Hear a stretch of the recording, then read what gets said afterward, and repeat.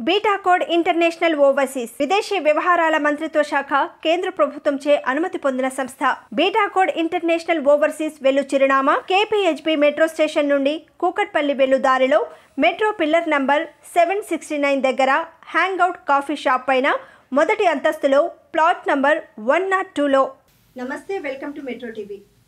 ప్రస్తుతం మనం beta code international overseas భారతదేశ విదేశాంగ మంత్రిత్వ శాఖచే గుర్తింపబడిన సంస్థలో ప్రజెంట్ మనం ఉన్నాము. ఆ సంస్థ ఎండి గారైన జయప్రకాష్ నారాయణ గారు కూడా మనతో పాటు ఉన్నారు.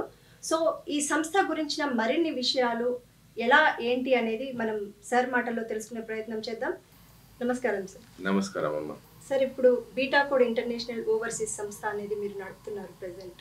అంటే ఈ సంస్థ గురించి మరిన్ని విషయాలంటే మీరు ప్రత్యేకంగా ఏం చెప్తారు? బీటా కోడ్ ఇంటర్నేషనల్ ఓవర్సీస్ అనేది మన భారతదేశ ప్రభుత్వ విదేశాంగ శాఖ మంత్రిత్వం ద్వారా మనం రికగ్నైజ్డ్ అయిన ఆర్గనైజేషన్ ఇది.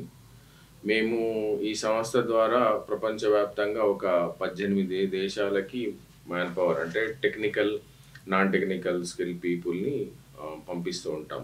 అంటే ఉద్యోగరీత్యా, అంటే వర్క్ పర్మిట్ వీసా అని అంటాం మనం. వర్క్ పర్మిట్ వీసాలో వాళ్ళని మనం డిప్లాయ్ చేసుకొని పంపిస్తూ ఉంటాం అన్నట్టు.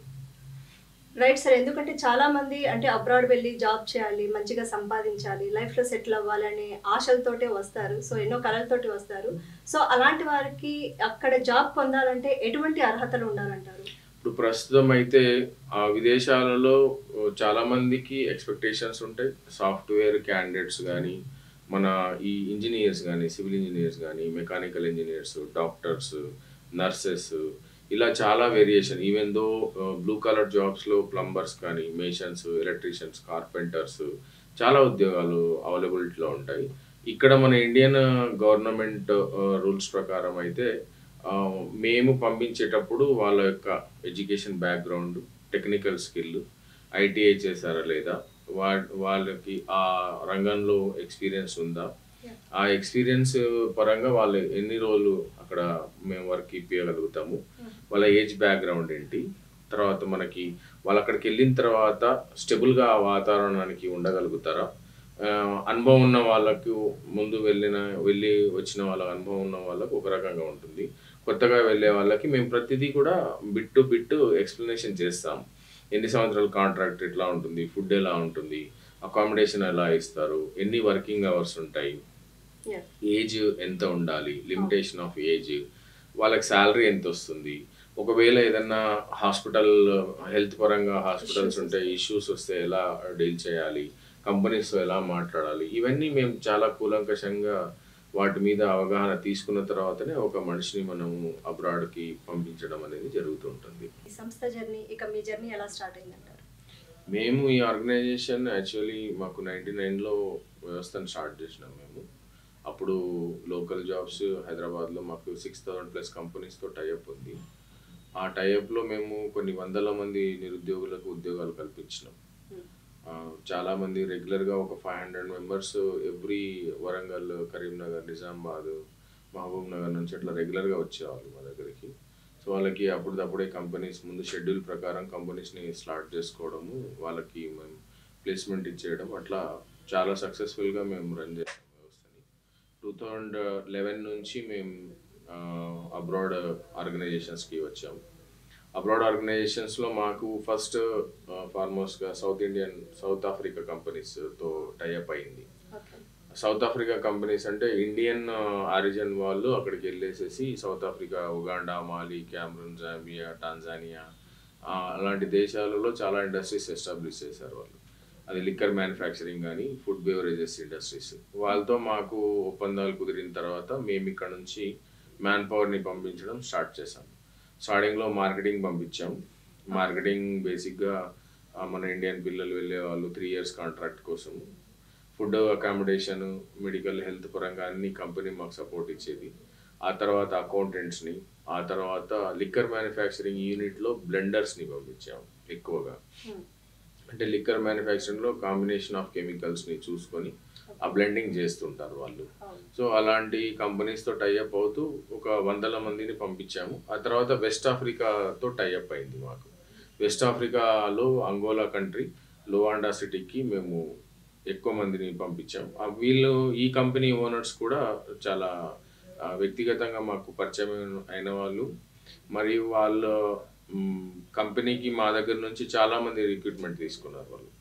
సేమ్ మన ఇండియన్ ఆరిజిన్ నుంచి క్యాండిడేట్స్ని మేము మొత్తం ఆల్మోస్ట్ ఆల్గా ఆ టైంలోనే మేము ఒక 600 to 700 మెంబర్స్ని ఆఫ్రికన్ కాంటినెంట్లో ప్లేస్మెంట్ ఇచ్చాము. ఎవ్రీబడి సక్సెస్ఫుల్గా ఇప్పటికీ చాలామంది అక్కడే పని చేసుకుంటూ 12 సంవత్సరాలు 13 సంవత్సరాల నుంచి వర్క్ ఉన్నారు. వాళ్ళు స్టిల్ టుడే కూడా మాకు రెఫరెన్సెస్ ఇస్తుంటారు. అది మేము మా సంస్థ గురించి చెప్పుకోవాల్సిన ప్లస్ పాయింట్ అన్నట్టు. అంటే మనం మంచి చేస్తే మనకు మంచి జరుగుతుంది అని ప్రూవ్ చేసుకోవడానికి ఇది ఒక పర్టికులర్ బెస్ట్ ఎగ్జాంపుల్ అని నేను భావిస్తున్నాను. అదేలేండి, ఇక్కడ నుంచి వెళ్ళిన క్లయింట్స్ ఎవరైతే ఉన్నారు, ఎవరైతే జాబ్ హోల్డర్స్ ఉన్నారు, సో వాళ్ళు సాటిస్ఫై, వాళ్ళు రెఫరెన్స్ ఇవ్వడం, సో అలా ట్రస్ట్ అనేది ట్రస్ట్ ఏర్పడింది. ప్లస్ వాళ్ళకి మేము 24/7 ఎప్పుడు కాల్ చేసినా కూడా అందుబాటులో ఉండడము. ప్లస్ వాళ్ళకి ఒక ఫేర్ అయిన మేమున్నాము, మీ వెనుక మీకు ఏదైనా సమస్య వస్తే మేము మీకు సహకారం చేస్తాము. కంపెనీ వాళ్ళ నుంచి కూడా మేము సహకరిస్తాము. వాళ్ళకి హెల్త్ పరంగా ఏదైనా ప్రాబ్లం అయినా కూడా ఎండీస్తో మాట్లాడి కంపెనీ ఓనర్స్తో ఇమ్మీడియట్లీ వాళ్ళు రెక్టిఫై చేయించడం. ఫుడ్ ఏదైనా బేసిక్గా వాళ్ళకి ఇబ్బంది కలిగితే స్టార్టింగ్ వెళ్ళినప్పుడు ఇక్కడ ఫుడ్కి అక్కడ ఫుడ్కి డిఫరెన్సెస్ ఉంటాయి. సో అలాంటప్పుడు వాళ్ళతో కూడా మనం మాట్లాడేసి సార్ కొంచెం చూడండి, చేంజెస్ చేస్తే బాగుంటుంది అని అంటే వాళ్ళు కూడా చాలా సానుకూలంగా స్పందించి మనకి సహకారం చేశారు. దానివల్ల ఏమైందంటే చాలామంది కూడా మన రెఫరెన్సెస్ స్టిల్ టుడే వాళ్ళ రెఫరెన్సెస్ మీద చాలామంది మనకి బ్యాక్ ఎండ్లో వస్తూ ఉంటారు. Right sir. ఇప్పుడు కొన్ని సంస్థలు ఎలా ఉంటాయంటే జస్ట్ వచ్చారా, క్లయింట్ని ఇక్కడ నుంచి మీరు పంపించారా, తర్వాత వాళ్ళ ఇష్టం అన్నట్టుగా ఉంటారు. కానీ మీరు కేర్ టేకింగ్ కూడా బాగా తీసుకుంటారు అనేది కూడా చాలా మంది క్లయింట్స్ కూడా సాటిస్ఫైడ్గా వాళ్ళు కూడా చేస్తారు. ఇప్పుడు మేడం కేర్ టేకింగ్ తీసుకోకపోతే మనకి వాళ్ళు మన సంస్థని నమ్మి వచ్చిన రీజన్కి అర్థం ఉండదు. ఎలా అంటే కేర్ టేకింగ్ వల్ల మేజర్ ప్రాబ్లం ఏంటి అంటే వాళ్ళు ఫైనాన్షియల్లీగా వాళ్ళ కుటుంబాలను వదిలేసేసి ఇక్కడ ఆర్థిక ఇబ్బందులను తట్టుకోలేక బయట దేశాలకు వెళ్ళి ఏదో సంపాదించుకొని మనం బాగుపడదాం, మన కుటుంబాలని కూడా మంచిగా సెట్ చేసుకుందాం అనే ఒక కాన్సెప్ట్లో ఉండే ఫ్యామిలీస్కి మనం ఆ కాసింత కేర్ టేక్ ఇవ్వకపోతే వాళ్ళకి మన కంపెనీ మీద ఎలా నమ్మకం వస్తుంది? ఏదో మనం తీసుకున్నామా, 4 రూపాయలు వాళ్ళు ఛార్జ్ చేసామా, సర్వీస్ ఛార్జ్ చేసుకొని పంపించేసామా అనే ఉద్దేశం మా వ్యవస్థలో లేదు. ఆ ఉద్దేశం లేని కారణంగానే మేము ఈరోజు టగ్గఫర్గా కాంపిటేటర్గా బయట వరల్డ్లో మేము ముందుకు వెళ్తున్నాము. ప్రస్తుతం అయితే చాలా పాజిటివ్ వేవ్స్ మేము తీసుకుంటున్నాము. ప్లస్ ప్రతి విషయంలోనూ కూడా వాళ్ళు డే 1 మా దగ్గర జాయిన్ అయిన రోజు నుంచి వాళ్ళు ఫ్లైట్ ఎక్కి అక్కడ దిగి 2 months వరకు కూడా మేము అంత సెట్ అయినంత వరకు కూడా మేము టేకింగ్గా ఉంటాము, రెస్పాన్సిబిలిటీ తీసుకుంటాం. తర్వాత అక్కడ వాళ్ళు మాకు 12 years తర్వాత కూడా కాల్ చేసి సార్ మేము ఇక్కడే పనిచేస్తున్నాం అంటే ఫ్రీక్వెంట్గా మా సంస్థ నుంచి కాల్స్ వెళ్తుంటాయి. అబ్రాడ్ వెళ్ళిన వాళ్ళకు కూడా ఒక 2 monthsకి ఒకసారి 1 monthకి ఒకసారి కాల్స్ చేస్తుంటాం, వాళ్ళ క్షేమ సమాచారాలు కనుక్కుంటూ ఉంటాం. కాబట్టి మేము కొంచెం భారీ ఎత్తులో సక్సెస్ అయినాం, కొంచెం అని కూడా చెప్పలేను కానీ బాగా సక్సెస్ అయినాం. ఇంకొకసారి ఇందాక మీరు అన్నారు కదా, అంటే 12 years నుంచి కూడా వాళ్ళు చేస్తున్నారు అని. సో ఇక్కడ నుంచి వెళ్ళేటప్పుడు వాళ్ళు ఒక అగ్రిమెంట్ అంటే ఇన్ని ఇయర్స్ అని వెళ్తారా, లేకపోతే వెళ్ళిన తర్వాత వాళ్ళు ఇష్టమైన కొనసాగచ్చు? ఇప్పుడు ఎలా ఉంటుంది మేడం అంటే కంపెనీ మీద మాకు ఒక నమ్మకం ఏర్పడిన తర్వాత క్యాండిడేట్ని ఫస్ట్ టైం పంపించేటప్పుడే మేము చాలా జాగ్రత్తలు తీసుకొని పంపిస్తాము. వాళ్ళు 3 years కాంట్రాక్ట్ పీరియడ్ అయిపోయిన తర్వాత వాళ్ళ ఇష్టం, ఇంకా అది వాళ్ళు కంపెనీకి తర్వాత ఎంప్లాయీకి మధ్యలో ఉండే రిలేషన్ని బట్టి వాళ్ళు రావచ్చు వెళ్ళొచ్చు, మా ప్రమేయం ఏమి ఉండదు. కాకపోతే ఎప్పుడైనా కంపెనీ వాళ్ళు మాకు ఫోన్ చేసి వాళ్ళు ఏదైనా మిస్టేక్ చేస్తే తప్ప వాళ్ళు మమ్మల్ని అడగరు, అట్లా ఉంటుంది. ఓకే సార్, అంటే ఇక్కడికి వచ్చే ప్రతి క్లయింట్ కి కూడా జాబ్ 100% గ్యారంటీ అంటారా? అంటే ఏజ్ డిపెండ్స్ ఆన్ బట్టి, వాళ్ళ హెల్త్ కండిషన్స్ ని బట్టి, వాళ్ళ మైండ్ స్టెబిలిటీని బట్టి మేము ఇంటర్వ్యూ తీసుకునే టైంలోనే ఐడెంటిఫై చేస్తాము. ఈ క్యాండిడేట్ని మేము పంపిస్తే మాకు ఫ్యూచర్లో ఎలాంటైనా ప్రాబ్లమ్స్ వస్తాయా, ఈయన హెల్త్ ఇష్యూస్ ఎలా ఉన్నాయి, ఈయన ఫ్యామిలీని వదిలి ఉండగలుగుతాడా లేడా, లేదంటే మళ్ళీ అక్కడికి వెళ్ళిన తర్వాత తను ఆర్థికంగా ఇబ్బంది పడి మమ్మల్ని ఇబ్బంది పెడతాడా అనే ఆలోచన కూడా ఉంటుంది అన్నట్టు. ఎందుకంటే ప్రెసెంట్ డేస్ మనం చూస్తున్నాం, ఎందుకంటే వాళ్ళు జాబ్ కనేసి వెళ్తారు, తర్వాత అక్కడ ఇమడలేక మేము వచ్చేస్తాము అని కూడా మనం కూడా ప్రెసెంట్ డేస్ చాలా చూస్తున్నాము. సో ఇలాంటి కేసెస్ కూడా రాకుండా ఉంటాయి చాలా, అంటే 100లో 1 or 2 పాజిటివ్స్ 100% ఉండదు. 99% అయితే పాజిటివ్ ఉంటుంది. ఒక 1 or 2%లో మనకి ఇలాంటి నెగిటివ్స్ తగులుతూ ఉంటాయి. అంటే వేరియస్ కంట్రీస్కి వెళ్తూ ఉంటారు. సో అక్కడికి వెళ్ళినప్పుడు ఒక్కొక్క కంట్రీకి ఒక్కొక్క లాంగ్వేజ్ ప్రాబ్లం అనేది ఫేస్ చేస్తూ ఉంటారు క్లయింట్స్ కూడా. సో అలాంటి వాళ్ళకు ఎట్లా భాషాపరంగా ఏ విధంగా హెల్ప్ అవుతుంది అంటే? ఇప్పుడు ఇక్కడ నుంచి మాక్సిమం వైట్ కాలర్ వాళ్ళు వెళ్తే, white collar in the sense accountants కానీ, ఈ civil engineers, mechanical, electrical engineers కానీ, మిషన్ ఆపరేటర్స్ కానీ, ఇలాంటి వాళ్ళు టెక్నికల్ స్కిల్ ఉన్న వాళ్ళు వెళ్ళినప్పుడు వాళ్ళకి ఎడ్యుకేషన్ బ్యాక్గ్రౌండ్ కంపల్సరీగా ఉంటుంది. ఎడ్యుకేషన్ బ్యాక్గ్రౌండ్ ఉన్న వాళ్ళు ఈ మిడిల్ ఈస్ట్ కంట్రీస్కి అయితే 99% ప్రాబ్లం ఏమి ఉండదు. వేరే ఈ ఆఫ్రికన్ కంట్రీస్ ఉందనుకోండి, ఇప్పుడు అంగోలా మేము లువాండా కంట్రీకి పంపిస్తాము. లువాండా కంట్రీస్కి మేము పంపించేటప్పుడు హెల్పర్స్ని అయితే మేము పంపించాము అక్కడికి. హెల్పర్స్ని కానీ లేబర్స్ని కానీ మేము పంపించాము. ఎందుకంటే ఆల్రెడీ ఆ దేశంలోనే చాలామంది మనకు అవైలబిలిటీలో ఉంటారు. అంటే నాన్ టెక్నికల్ పీపుల్ని మేము ఎప్పుడు ఆఫ్రికన్ కంట్రీస్కి పంపించాము. అంటే మీరు అనేది క్లయింట్ని బట్టి కంట్రీస్ని చూస్ చేస్తాము. క్లయింట్ రిక్వైర్మెంట్ని బట్టి మనకు ఈ సబ్జెక్ట్లో వీళ్ళు కావాలి అని క్లయింట్ మనకు అడిగినప్పుడు ఆ అకౌంటెంట్ అడుగుతారండి. అకౌంటెంట్ అడిగినప్పుడు బీకామ్ కంపల్సరీ ఎడ్యుకేషన్ క్వాలిఫికేషన్ ఉండాలి, టాలీ వచ్చి ఉండాలి, ERP 9 కానీ, ప్రో కానీ, టెక్నాలజీ పరంగా కంపల్సరీగా వాళ్ళకి సబ్జెక్ట్ వచ్చి ఉండి వాళ్ళు. అలాంటి వాళ్ళు ఏంటంటే ఆ కంట్రీకి వెళ్ళిన తర్వాత కంపెనీ వాళ్ళే మనకి లాంగ్వేజ్ నేర్పించుకుంటారు. అంటే ఈ పోర్చుగీస్ లాంగ్వేజ్ ఉంది. ఇప్పుడు మేము లువాండాకి పంపించినప్పుడు పోర్చుగీస్ లాంగ్వేజ్ 3 monthsలో కంపల్సరీ రావాలి, అది కండిషన్ అక్కడ. ఎందుకు అని అంటే వాళ్ళకి వేరే లాంగ్వేజెస్, ఇంగ్లీష్ మీద అంత పట్టు ఉండదు సామాన్య జనాలకి. నార్మల్గా మన విలేజెస్కి వెళ్ళినప్పుడు తెలుగు మాట్లాడతారు. ఆ తెలుగు వ్యవసాయం చేసేవాళ్ళు తెలుగు మాట్లాడినప్పుడు మనం వెళ్ళి ఇంగ్లీష్లో మాట్లాడితే వాడికి అర్థం కానట్టుగా ఇలాగే మనవాడి పరిస్థితి అక్కడ అలా ఉంటుంది. అంటే పోర్చుగీస్ రాకపోతే he is cannot able to go then market అన్నట్టు. అలాంటి కండిషన్స్లో కంపెనీ వాళ్ళు వాళ్ళకి టోటల్గా నేర్పించుకున్న తర్వాతనే వర్కౌట్ చేపిస్తుంటారు. సో లాంగ్వేజ్ నేర్పించే ట్రైనర్స్ కూడా అక్కడ అవైలబుల్లో ఉంటారు. అంటే ఆటోమేటిక్గా ఇప్పుడు కొన్ని సినిమాలలో చూపించినప్పుడు చూసినట్టు మనము ఆ ప్రాంతంలోకి వెళ్ళి ఆ ప్లేస్లో వెళ్ళినప్పుడు వాళ్ళు మాట్లాడుతూ ఉండే పద్ధతిని ప్రకారమే మనకి ఏమవుతుందంటే ఆటోమేటిక్గా లాంగ్వేజ్ వచ్చేస్తుంది. కాకపోతే బేసిక్స్ కూడా వీళ్ళు ఏం చేస్తుంటారంటే క్యాలిక్యులేషన్స్ రాయడము సింపుల్గా ఒక 3 months పట్టుద్ది. Toughest language Portuguese. ఆ పోర్చుగీస్ లాంగ్వేజ్ని మన తెలుగు పిల్లలు చాలా ఈజీగా నేర్చేసుకుంటున్నారు. అట్లాంటప్పుడు వరల్డ్ వైడ్గా మేము ఏ కంట్రీకి పంపించినా ఫస్ట్ స్టార్టింగ్లో ప్రాబ్లం ఉంటే తర్వాత ఆటోమేటిక్గా సెట్ అయిపోతారు. ఒకవేళ క్లయింట్ వచ్చి ఇప్పుడు ప్రాసెస్ వెళ్ళాలి అనుకుంటే, ఒక క్లయింట్ వచ్చి ఒక కంట్రీకి జాబ్ పరంగా వెళ్ళాలనుకున్నప్పుడు ఆ ప్రాసెస్ అంతా మీ దగ్గర ఎంత టైం పడుతుంది? Depends on various of country. ఇప్పుడు మాకి వెస్ట్ ఆఫ్రికా పంపిస్తాము. వెస్ట్ ఆఫ్రికా మాకు ఆల్మోస్ట్ ఒక 45 to 50 days లోపల అయిపోతుంది. ఎందుకు అని అంటే ఫస్ట్ సెలక్షన్ ప్రాసెస్ అయిన తర్వాత క్యాండిడేట్ ఎవరైతే సెలెక్ట్ అవుతారో వాళ్ళ డాటా మేము తీసుకొని వాళ్ళకి మెడికల్ చేయించడము, తర్వాత వాళ్ళకి పోలీస్ క్లియరెన్స్ సర్టిఫికేట్ ఒకటి తెప్పించడము, తర్వాత వీసాకి అప్లై చేయడము, ఇలాంటి ప్రాసెస్లో కొంత టైం లాగింగ్ అనేది కంపల్సరీ జరుగుతుంది. బ్యాక్గ్రౌండ్ వెరిఫికేషన్ అనేది మస్ట్ అండ్ షుడ్ గా మీరంతా కంప్లీట్ గా చేసుకుంటారు. కంపల్సరీ చేయాల్సి వస్తుంది, లేదంటే ఇక్కడ ప్రాబ్లమ్స్ వస్తాయి కొన్ని. ఎందుకంటే కొన్ని సంస్థలు ఏదో పంపించేసేయాలన్నట్టు కూడా కొన్ని ఉంటాయి కదా. సో అందుకనేసి, ఎందుకంటే క్లయింట్స్ కూడా చాలా కేర్ఫుల్ గా ఉండే సంస్థని చూడాలని అనుకుంటూ కూడా ఉంటారు. అంటే ఇప్పుడు మిడిల్ ఈస్ట్ కంట్రీస్లలో లారీలు ఎక్కించి పంపించే అవకాశాలు ఉంటాయి. కానీ మేము మా సంస్థ నుంచి మిడిల్ ఈస్ట్కి పంపించాలనుకున్నా కూడా మేము క్యాండిడేట్ని వెరిఫికేషన్ చేసుకోకుండా పంపించట్లేదు. ఎందుకంటే కనీసము ఆయన ఇంటర్వ్యూ అప్పుడు రావాల్సి వస్తుంది, క్యాండిడేట్ని ప్రత్యక్షంగా మేము చూడాల్సి వస్తుంది. అవన్నీ చూసుకున్న తర్వాత ఈయన వెళ్ళి అక్కడ ఉండగలుగుతాడా, అన్ని రోజులు ఆయన ఫ్యామిలీని కుటుంబాన్ని వదిలేసి స్టెబిలైజ్డ్గా ఉంటాడా, ఉంటుందా, లేదంటే ఇక్కడ ఆర్థిక పరిస్థితులు బాగలేనందుకు ఇండియాని వదిలేసి ఏదో వెళ్ళిపోదామనే ఉద్దేశంతో వెళ్తున్నాడా, లేదంటే అక్కడికి వెళ్ళిన తర్వాత కూడా ఇంకేదన్నా క్రైమ్ యాక్టివిటీస్ చేసే అవకాశాలు ఉన్నాయా, ఇవన్నీ మేము అబ్జర్వ్ చేసుకుంటాం. అంటిల్ స్టార్టింగ్ డే నుంచి తనకి వీసా ఇచ్చి ఫ్లైట్ టికెట్ ఇచ్చేంత వరకు అంత అబ్జర్వేషన్ మోడ్లోనే ఉంటుంది మ్యాక్సిమం. ఇప్పుడు మార్కెట్లో చూసుకుంటే చాలా సంస్థలే ఉన్నాయి, సో ఇలాంటి ప్లేస్మెంట్స్ ఇచ్చేవి కూడా. అలాంటప్పుడు why beta code? Beta code first మేము government of India foreign exchange minister నుంచి పర్మిషన్ తీసుకొని మేము లీగల్గా ఉండాలనుకుంటున్నాం, లీగల్గా వర్క్ చేస్తున్నాం.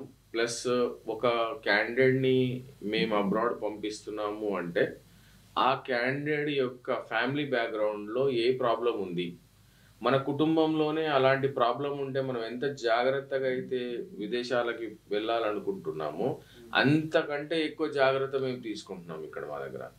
ఎందుకు అని అంటే తనకి ఏదైనా ప్రాబ్లం ఉంది అనుకుందామండి, అదే ప్రాబ్లంని మనము రెక్టిఫై చేయడానికి పంపించేస్తాం అక్కడికి. ఆ ప్రాబ్లమ్ని మనం రెక్టిఫై చేసే కెపాసిటీ మన దగ్గర లేనప్పుడు అలాంటి క్యాండిడేట్ని మనం అక్కడ పంపిస్తే అది ఇంకా డబుల్ ప్రాబ్లం కింద మారుతుంది. మారి తను ఆర్థికంగా ఇబ్బంది పడతాడు, మళ్ళీ మానసికంగా ఒక స్థిరత్వం లేని పరిస్థితి ఏర్పడుతుంది. కాబట్టి మేము ప్రతిదీ ఒక సొంత మనిషిని ఎలాగైతే మన విదేశాలకు పంపిస్తామో అలా పంపించడానికి శాయశక్తిలో కృషి చేస్తుంటాం. Yes sir.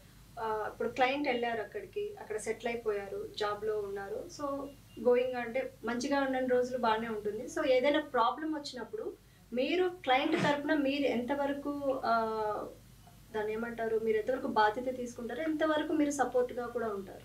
యాక్చువల్లీ క్లయింట్ని వెళ్ళేటప్పుడే మేము హెల్త్ చెకప్ చేసుకుంటాం.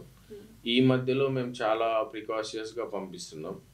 వాళ్ళకి రిస్క్ ఇన్సూరెన్స్ ఇక్కడే ఇండియాలోనే చేపిస్తున్నాం, మరియు మనకి హెల్త్ ఇన్సూరెన్స్ కూడా ఇండియన్ హెల్త్ ఇన్సూరెన్సే చేపించి పంపిస్తున్నాం 5 lakhs వరకు.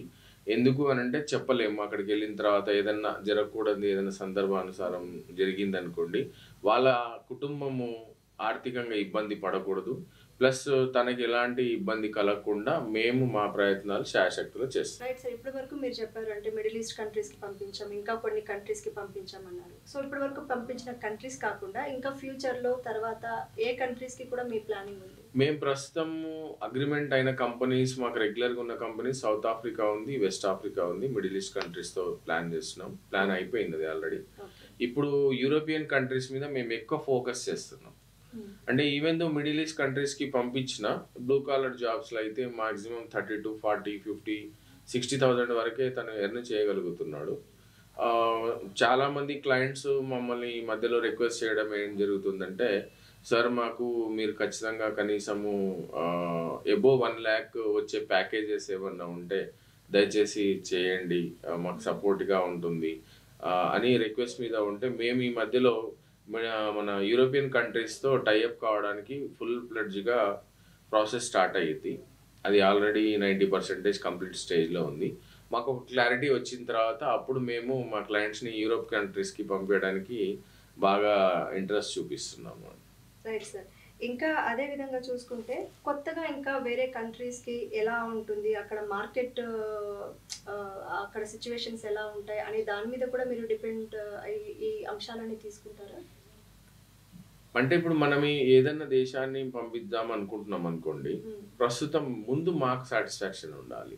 అంటే మా క్లయింట్ వెళ్ళి అక్కడ హ్యాపీగా ఉండగలుగుతాడా, తనకి ఫుడ్ పరంగా కానీ హెల్త్ పరంగా కానీ ఏదన్నా ఇంజురీస్ అయినప్పుడు కానీ వాళ్ళు హెల్ప్ చేయగలుగుతారా, ఆ కంపెనీస్ మాకు సపోర్టివ్ వేలో ఉన్నాయా, లేదు అని అంటే చూసి చూడనట్టు ఉంటారా, ఇవన్నీ మేము బ్యాక్గ్రౌండ్ వెరిఫికేషన్ చేసుకోకుండా కంపెనీస్ కూడా మేము క్లయింట్లని అప్రోచ్ చేయించాము. దానివల్ల ఏమవుతుందంటే క్లయింట్ ప్లస్ కంపెనీ రెండు సేఫ్ గార్డ్లో ఉండడం వల్ల మనకి ఆటోమేటిక్గా గ్రోత్ అనేది ఉంటుంది. సో ఇప్పుడు వచ్చే ప్రతి క్లయింట్ కూడా అంటే వాళ్ళు ఎన్నో ఆశలతోనో లేకపోతే ఎన్నో హోప్స్తోనో వస్తారు.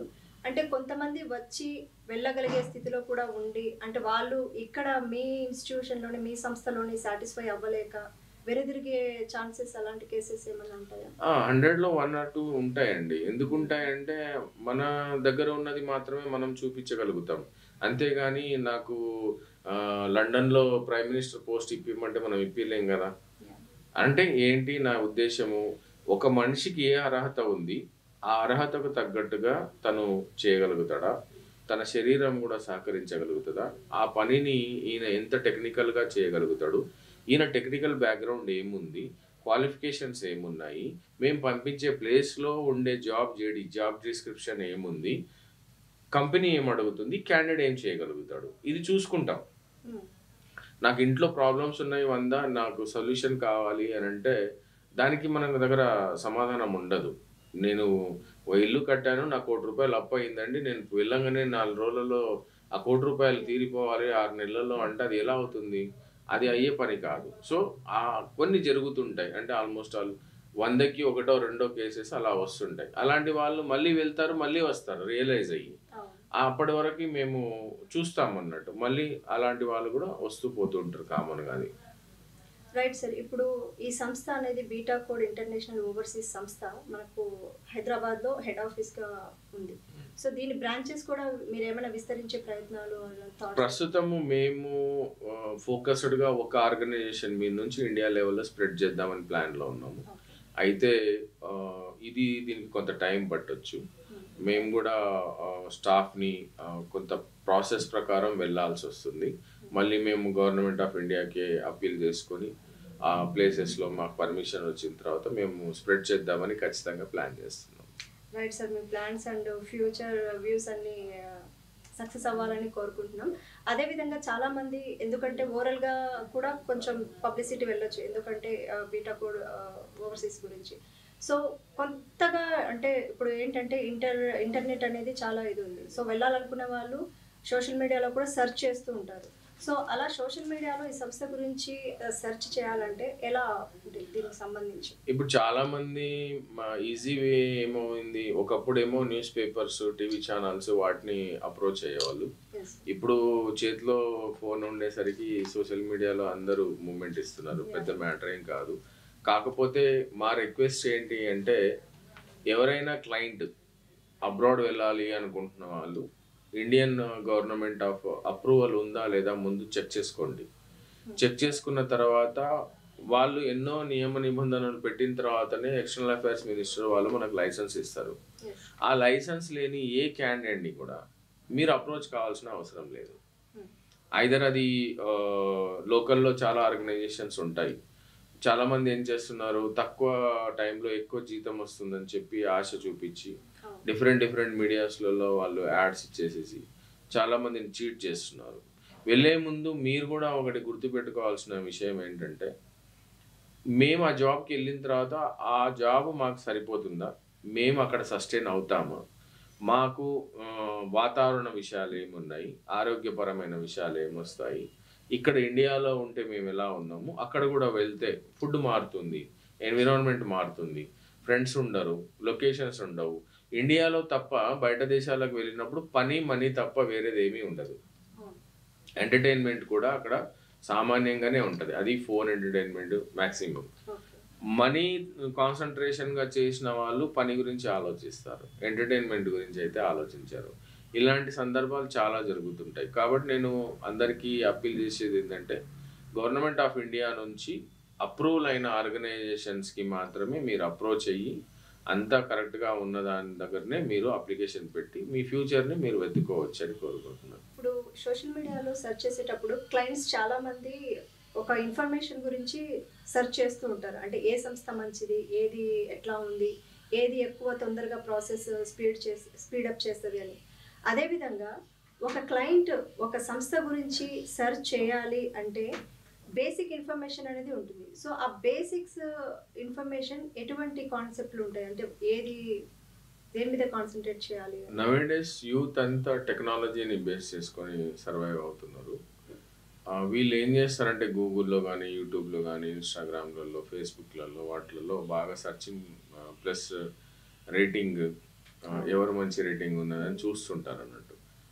అది ఒకసారికి బాగుంటుంది, కొన్నిసార్లు మాత్రం అది కరెక్ట్ కాదు. ఎందుకంటే రేటింగ్ మనమే ఇచ్చుకోవచ్చు, లేదా వేరే వాళ్ళతో ఇప్పించవచ్చు. అలాంటి వాటి మీద ఎక్కువ కాకుండా, ఇప్పుడు అబ్రాడ్ వెళ్ళాలి అనుకునే వాళ్ళు ఫస్ట్ ఒకటి లీగల్గా ఆ సంస్థ అనేది అన్ని రకాలుగా అప్రూవ్డ్గా ఉందా లేదా చెక్ చేసుకోవాలి. ఇప్పుడు మనము ఫారెన్ అఫైర్స్ మినిస్టర్స్ ఒకటి వెబ్సైట్ ఉంటుంది, immigration.gov.in అని గవర్నమెంట్ వెబ్సైట్ ఉంటుంది. అందులోకి ఫస్ట్ వెళ్ళి ఈ సంస్థ ఏదైనా మనం అబ్రాడ్కి వెళ్తున్నప్పుడు ఆ సంస్థలో మనం ప్రాసెస్ అవుతున్నాము అన్న సందర్భం ఏర్పడితే ఆ సైట్లోకి వెళ్ళి మనం చెక్ చేసుకోవాలి. ఫస్ట్ ఇది ఆథరైజ్డ్ ఆర్గనైజేషనా కాదా, దీనికి డాక్యుమెంటేషన్ అంతా కరెక్ట్గా ఉందా లేదా అని చూసుకోవాలి. చూసుకున్న తర్వాత మనం ఏ జాబ్ కోసం అప్లై చేస్తున్నాం, దాని యొక్క ఫ్యూచర్స్ ఏమున్నాయి, శాలరీస్ ఏమున్నాయి, అక్కడ బాగుందా ఇక్కడ బాగుందా, వెళ్ళే ముందు ఫెసిలిటీస్ ఎట్లా ఇస్తారు, మనం టెక్నికల్గా మన ఆత్మ పరిశీలన కూడా ముందు చేసుకోవాల్సి వస్తుందండి. సివిల్ ఇంజనీర్ బీటెక్ చదివిన వాళ్ళకి కనీసం నేను చాలా సందర్భాలలో మేము ఇంటర్వ్యూస్ అడిగినప్పుడు బేసిక్ క్వశ్చన్స్ అడిగినా కూడా నాలెడ్జ్ లేదు ఇప్పుడున్న ఎడ్యుకేషన్ సిస్టమ్స్లో. సో అలాంటి క్యాండిడేట్ని పంపించి మనం పెద్ద పెద్ద ప్రాజెక్ట్స్లలో ఇన్వాల్వ్ చేయలేము. ఎక్స్పీరియన్స్ ఎంత ఉంది, ఎలా వాడు సక్సెస్ అయ్యాడు, మనం పంపిస్తే వాళ్ళు ఎలా మూమెంట్ ఇస్తారు, ఇది క్యాండిడేట్ పరంగా క్యాండిడేట్ అన్ని రకాలుగా చెక్ చేసుకోవాలి. ప్లస్ మనము ఆర్గనైజేషన్ పరంగా పంపించే ముందు అన్ని రకాలుగా క్యాండిడేట్ని చెక్ చేసుకోవాల్సిన బాధ్యత ఇద్దరి మీద ఉంటుంది. అది రెండు కరెక్ట్గా ఉన్నప్పుడు మాత్రమే మనం ఒక సంస్థతో ట్రావెల్ చేయొచ్చు.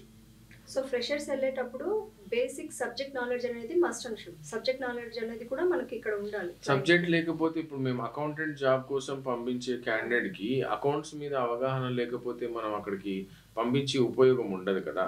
సో మీరు ఇక్కడే ఫిల్టర్ చేస్తారా సార్? 99% ఇక్కడే ఫిల్టర్ అయిపోతారు. ఏ సబ్జెక్ట్ కోసం మాకు జాబ్ డిస్క్రిప్షన్ కంపెనీ నుంచి వచ్చిందో ఆ సబ్జెక్ట్లో ఎంతమంది ఉన్నారు, ఎన్ని పోస్టులు ఉన్నాయి ముందు చూసుకుంటాం. 1:2 ప్రకారం మేము షార్ట్ లిస్ట్ చేసిన తర్వాత కంపెనీకి జూమ్ ఇంటర్వ్యూ కానీ వాట్సాప్ ఇంటర్వ్యూ కానీ, లేదా కొన్ని సందర్భాలలో కంపెనీ డెలిగేట్స్ ఇక్కడ హైదరాబాద్ వస్తారు, మన ఆఫీస్లోనే ఇంటర్వ్యూస్ జరుగుతుంటాయి. ఆ ఇంటర్వ్యూస్కి మేము సెలెక్ట్ చేసిన క్యాండిడేట్లని ఆ టైం ఆఫ్ డేట్ ముందే చెప్తాము. ఆ టైంకి క్లయింట్ వచ్చిన టైంకి ఇవి క్యాండిడేట్స్ రావడం జరుగుతుంది. సో అలా మనము వాళ్ళని సెటప్ చేసినప్పుడు క్లయింట్కి క్యాండిడేట్కి మధ్యలో ర్యాపో జరిగి ఓకే అవుట్ ఆఫ్ ఒక 10 పోస్టులు వేకెన్సీస్ ఉన్నాయంటే 15 మెంబర్స్ని మేము రెడీ చేస్తాము. అందులో వాళ్ళ క్లయింట్కి తగ్గట్టుగా క్యాండిడేట్ని సెలెక్ట్ చేసుకొని వాళ్ళు షార్ట్ లిస్ట్ చేసి మనకు హ్యాండ్ ఓవర్ చేస్తుంటారు. Right sir. ఇక ఓవరాల్ గా చూసుకుంటే సంస్థ ఏ ఇయర్ లో స్టార్ట్ అయింది, ఇప్పటి వరకు ఎంత మందిని రిక్రూట్ చేశారు? మేము బేసిక్గా 99లో స్టార్ట్ చేసామండి ఇక్కడ లోకల్ జాబ్స్ మీద. మేము అబ్రాడ్ 2011 నుంచి చేస్తున్నాము. ప్రస్తుతము ఇప్పటి వరకు సక్సెస్ఫుల్గా మేము అన్ని 18 కంట్రీస్కి మేము పంపించాం. ఇప్పుడు కొత్తగా యూరోపియన్ కంట్రీస్తో టైఅప్ అవుతున్నాం. మాకు తెలిసినంత వరకు ఒక 15-20 డేస్లో యూరోపియన్ కంట్రీస్ కూడా మేము వర్క్ స్టార్ట్ చేస్తాము. మ్యాక్సిమం మేము ఇప్పటికి థౌజండ్స్ ఆఫ్ మెంబర్స్ని మేము అబ్రాడ్ పంపించాము. అందరూ హ్యాపీగా ఉన్నారు. కొంతమంది వాళ్ళ కాంట్రాక్ట్ పీరియడ్ అయిపోయిన తర్వాత రిటర్న్ వచ్చి ఇక్కడ సెటిల్ అయిపోయిన వాళ్ళు ఉన్నారు. అంటే ఆర్థికంగా బాగా స్థిరత్వాన్ని తెచ్చుకొని తర్వాత మళ్ళీ కొంతమంది హౌజెస్ కట్టడము, మిషన్స్ తెచ్చుకోవడము, ట్రాక్టర్స్ కొనడము, వాళ్ళ ఇండస్ట్రీస్ డెవలప్ చేసుకోవడం, అలా వాళ్ళ ఆర్థిక పరిస్థితి అయితే బాగా మెరుగుపడింది. మాకు ఫీడ్బ్యాక్ వాళ్ళే మాకు బలం. పాత బ్యాచ్ చాలామంది వెళ్ళిన వాళ్ళు, వాళ్ళ రెఫరెన్స్ నుంచి మాకు చాలామంది ఇప్పటికీ సక్సెస్ఫుల్గా వస్తున్నారు. మా సంస్థ కూడా సక్సెస్ఫుల్గా రన్ అవుతుందండి. Right sir, thank you so much. మీ సంస్థ ఇంకా మరింత సక్సెస్ఫుల్గా ఇంకా ముందుకు వెళ్ళాలని, ఇంకా ఎన్నో ఇయర్స్ ఇంకా కొనసాగాలని, ఎంతోమంది క్లయింట్స్ని కూడా మీరు ఇంకా విదేశాలకు పంపించి వాళ్ళకు ఒక జీవనాధారం కల్పించి వాళ్ళ లైఫ్లో కూడా మీరు ఒక మెయిన్ పార్ట్ కావాలని మనస్ఫూర్తిగా కోరుకుంటూ సెలవు తీసుకుంటున్నాం సార్. నమస్తే. Thank you.